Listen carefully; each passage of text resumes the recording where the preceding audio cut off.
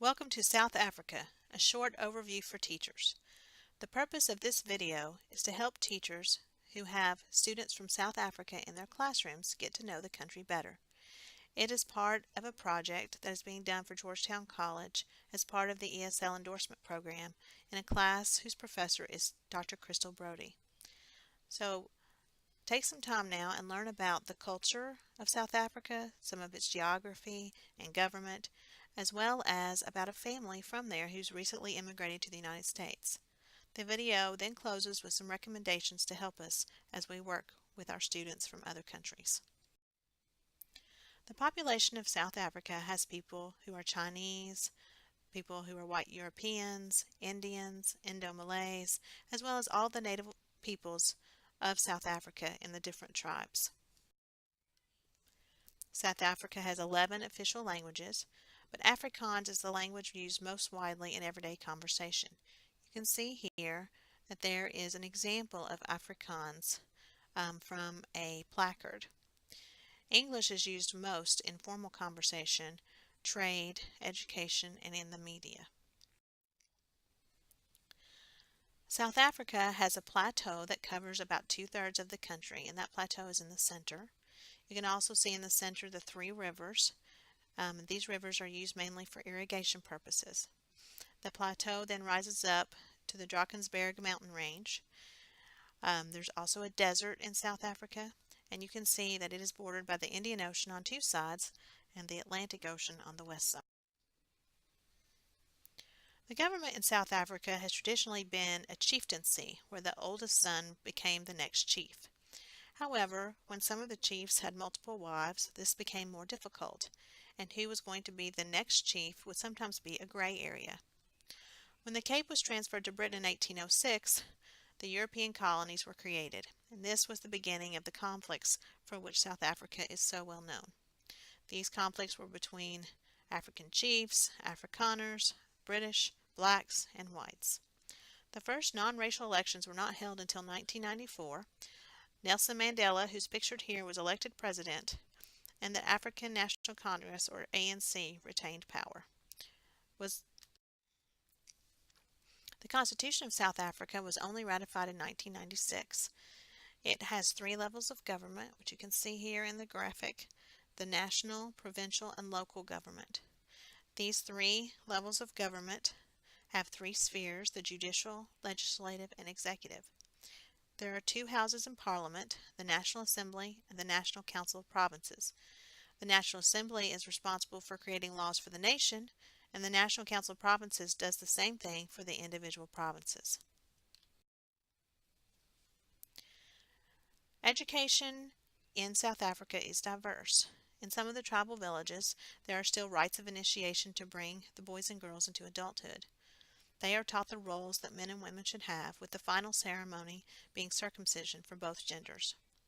Formal Christian schools were introduced in the 18th and 19th century, but apartheid kept the students separated by color.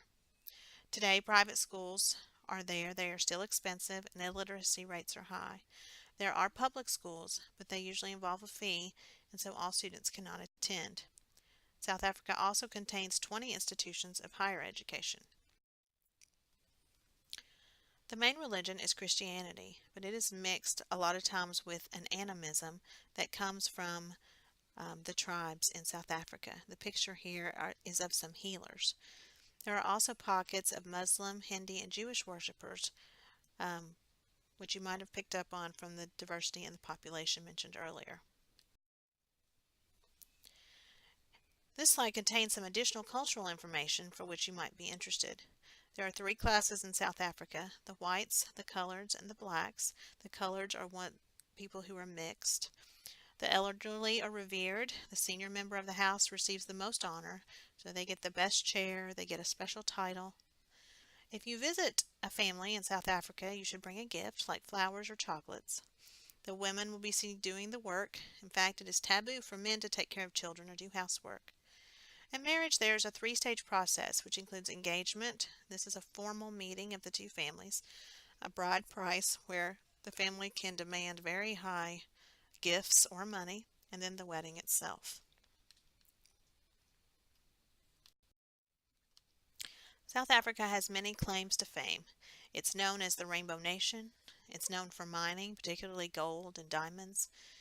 It is the proud home of Nelson Mandela and Desmond Tutu. South Africa is one of the leading exporters of macadamia nuts. It is the home of the Big Five in wildlife pictured here.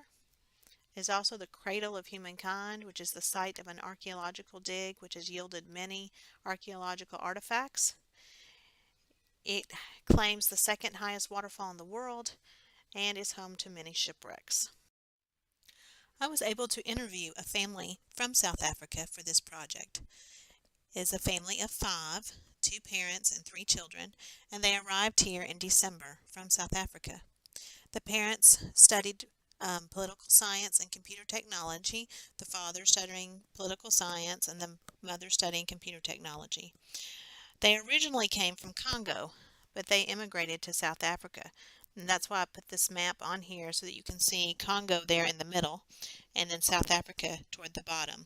They immigrated to South Africa because, especially with the mom, she had some family members who were killed in Congo and the place was just not safe for them. But they didn't actually meet until they were both in South Africa. So in South Africa they met, married, and had children. Since they've come to the United States, the father's working in a hotel, so he's not really using his political science. During the interview, we were able to find several points of comparison between the research I had done and what the family had actually experienced. First of all, the family is Christian, just as the research showed that there is a high percentage of people in South Africa who are Christian. However, they did also mention the animism and how the Christianity they experienced was a mixture of the two, so it didn't feel like true Christianity to them. The husband and wife are from different social classes.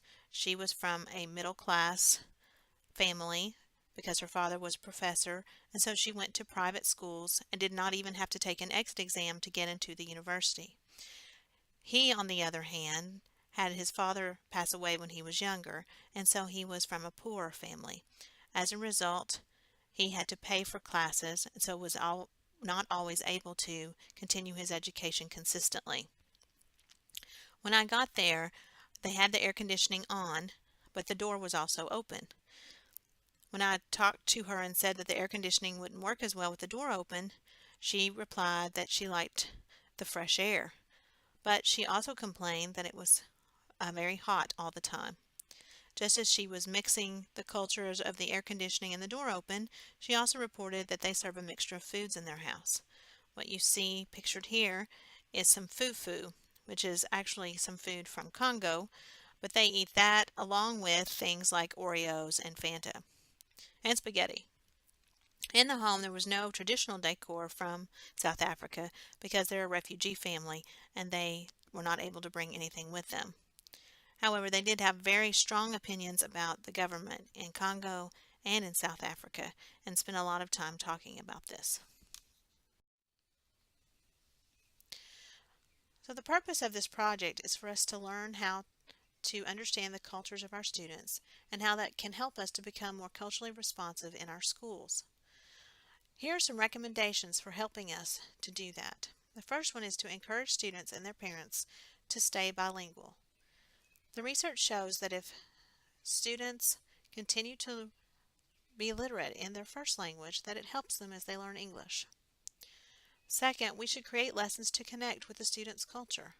This makes them more interested and more relaxed and lowers the affective filter.